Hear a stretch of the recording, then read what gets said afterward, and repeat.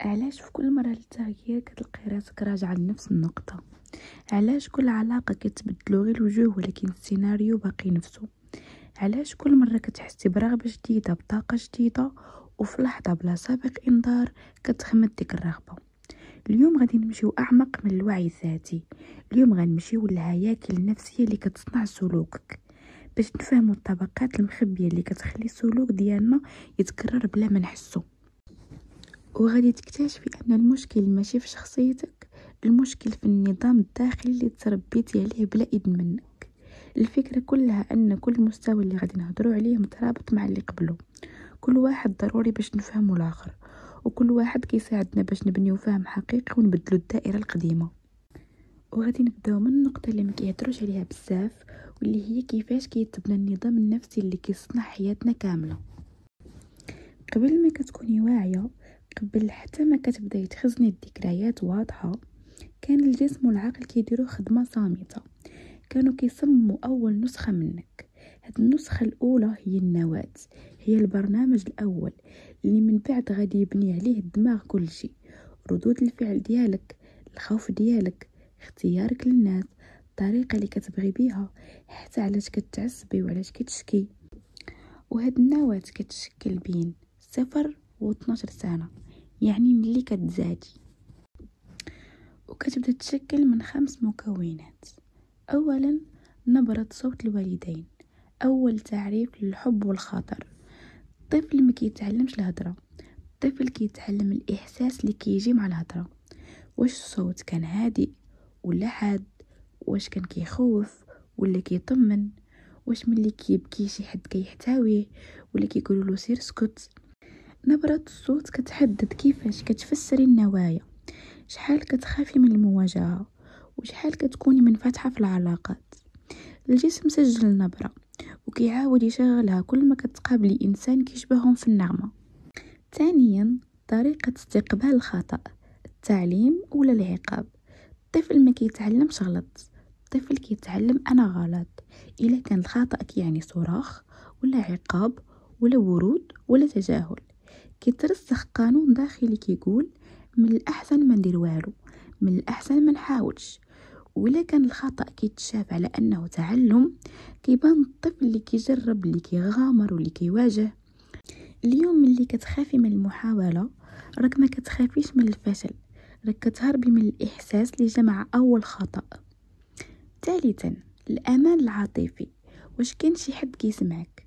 الامان العاطفي ماشي الحماية، الامان العاطفي هو واش كان شي حد كيفهم شنو حسيتي، واش كان شي حد كيسول عليك، واش كان عندك الحق تبكي بلا ما تبرري.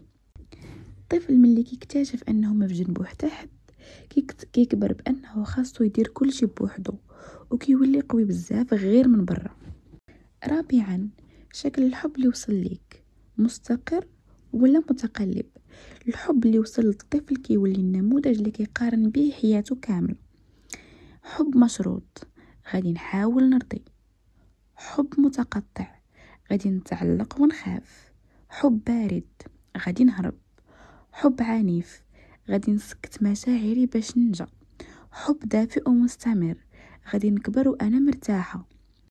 اليوم اللي كتلقي راسك كتجري ورا الناس، ولا كتعلقي دغيا، ولا كتخافي من الفقدان، ماشي حيت انتي هكاك، ولكن حيت هذا هو اول شكل للحب جسمك عرفه. خامسا القواعد غير المنطوقة داخل البيت، الدستور السري. كل دار عندها قواعد، ولكن ماشي مكتوبة وماشي مسمات. قواعد كتجي من الإيحاء، من المواقف ومن ردود الفعل. ممنوع تعبر، كوني هادئة، كوني قوية، عاوني الناس، ما خصكش تغضبي. هاد القواعد كتولي دستورك الداخلي. وملي كتكبري كتلقي راسك خاطب هاد القوانين، ولكن انت ما عمرك اختاريتيها. دابا كيفاش كيتركب النظام الداخلي؟ من قاع هاد العناصر الدماغ كيكتب قوانين صامتة.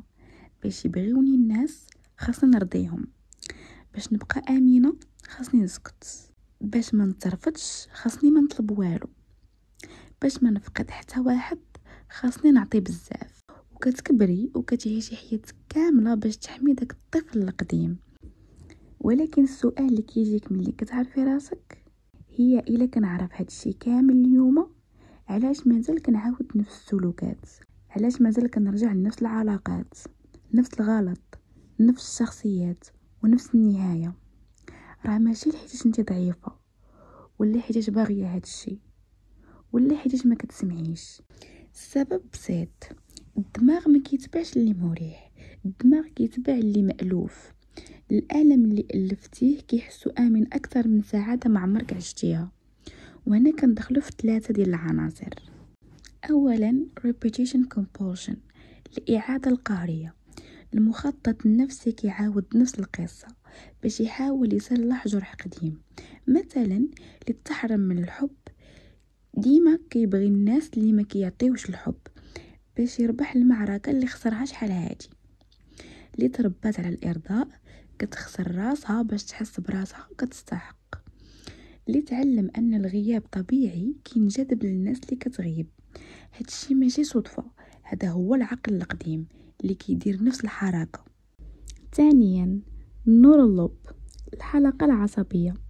عندك في الدماغ طرق مفتوحه وطرق منسيه. الطريق اللي كتعاودي تستعمليه كيولي الاسهل. العقل ما كيبغيش يبدل الطريق، فكيخليك تحملي بزاف، تعلقي بالزربه، تهربي من المواجهه، تعطي اكثر من طاقتك، تشبتي بالناس اللي ما يستاهلوش، تبكي على التفاصيل، تخافي من الرفض. ماشي لانك خاصك هادشي، ولكن لان هذا هو الطريق المعروف. ثالثا المتعه المختبئه، اي حتى السلوك اللي كيضرك فيه متعه صغيره مخفيه. الغيره فيها احساس بالتحكم، التعلق فيه احساس بالامان المؤقت، الغضب فيه احساس بالقوه، الحزن فيه احساس بانك مفهومه، الارضاء فيه احساس بانك صالحه. وهاد المتعه الصغيره هي اللي كتخلي التغيير صعيب. ولكن هاد التكرار كيجي من ذاكره اعمق، ذاكره ماشي اللي كتذكري بل اللي متشكله في الجسم ديالك، واللي هي الذاكره الضمنيه. الذاكره الضمنيه ما كتحتاج صوره ولا كلمه، هي المشاعر اللي تعلمتيها بلا وعي. الطفل ما كيكتبش الذكريات، كيكتب الاحساس، والاحساس هو اللي كيبقى معانا. والذاكره الضمنيه كتبان في 3 مستويات. ذاكره الجسد، الجسد اذكى من الدماغ. داكشي علاش ملي كتفيقي وكتلقاي كدمات في الجسد ديالك، ملي كيضيق بك النفس، ملي كيبان عليك الهروب، ملي كتحسي بالقلق بلا سبب، راه الجسد كيقول كاينه شي جرح قديم باقي كيعيش معاك. ثانيا ذاكره الصدمات الصامته، ماشي ضروري صدمه كبيره، بعض المرات كتكون غير كلمه، نظره، موقف صغير، تجاهل، ليله بكيتي فيها بوحدك، كتخلق تفسير كامل للحياه. ثالثا ذاكره الحب الاول، حب الوالدين هو اول لغه. الا كانت اللغه مشوهه كيولي التعلق مشوه. وهاد الذاكره هي اللي كترسم انماط السلوك اليوم. ماشي شي حاجه جديده، اليوم نسخه محسنه من البارح. عندنا 3 المستويات من انماط السلوك. المستوى الاول الهويه المتبناه، انتي درتي شخصيه باش تعيشي، القويه الهادئه اللي ما كتطلب والو، اللي كتعطي بزاف، اللي كتضحك، اللي كتعطي الطاقه، اللي كتسكت، اللي كتستحمل. ولكن هاد الهويه مؤقته بنيتيها فوق جرح قديم.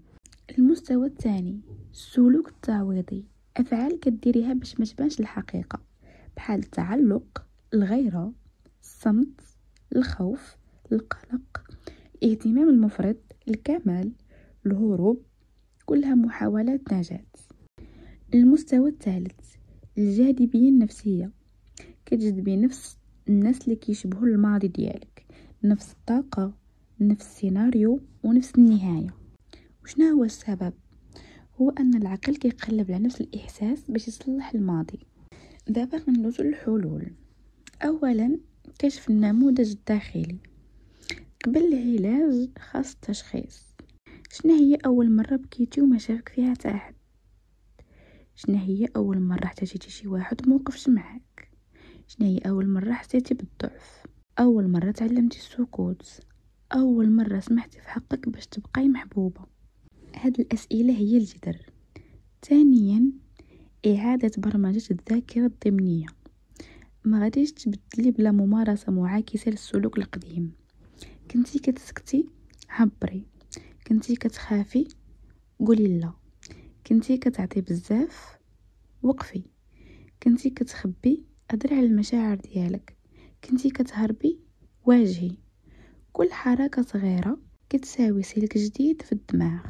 ثالثا، شفاء نمط التعلق، بناء أمان ذاتي، الحدود، الوقت مع النفس، تقليل العطاء، تعلمي تقولي لا، اختيار العلاقات السليمة. رابعا، تقنية لحظة التفعيل. pause, name, redirect. توقفي، سمي الإحساس وواجهيه. خامسا، بناء شخصية جديدة. الهوية جديدة كتتولد يوميا، ماشي مرة واحدة. سولي راسك، شنو كان آمن به اليوم؟ شنو قيمتي اليوم؟ شنو الطريقة اللي بغيت نعيش بها؟ شنو النوع ديال الحب اللي كنستحقه؟ هنا كتولي انتي، وماشي النسخة اللي رباها الماضي. وفي الاخير هاد الرحلة كاملة كتجاوب على سؤال واحد: علاش ما كتبدلش السلوك ديالي؟ الجواب بسيط: لان سلوكك هو اخر نتيجة، وما يمكنش تغير النتيجة بلا ما تغير النظام اللي كيخلقها. وإلا وصلتي حتى لهنا، كنتمنى انك تكوني استفدتي في هذا الفيديو. باي باي.